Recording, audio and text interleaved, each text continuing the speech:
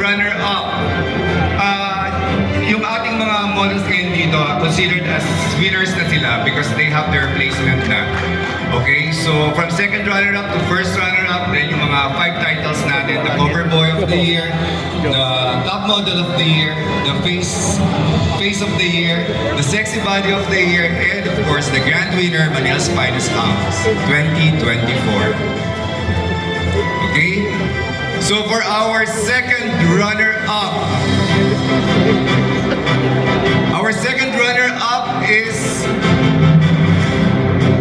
Mr. Felix Pandacan. Joshua Antonio! Congratulations to you! You are our second runner-up.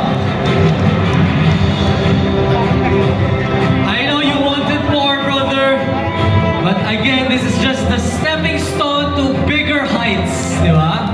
Yes, congratulations, Mr. Felix Pandacan, our second runner-up. This time around, we will be calling the first runner-up. And our first runner-up is Mr. Jesus Pandacan.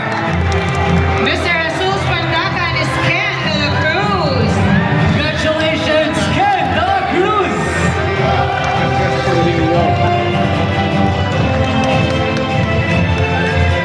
Kinakabahan niyo yung mga tao sa likod mo.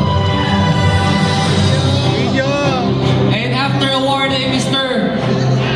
Our first runner-up will be taking a 1-week break. Why not?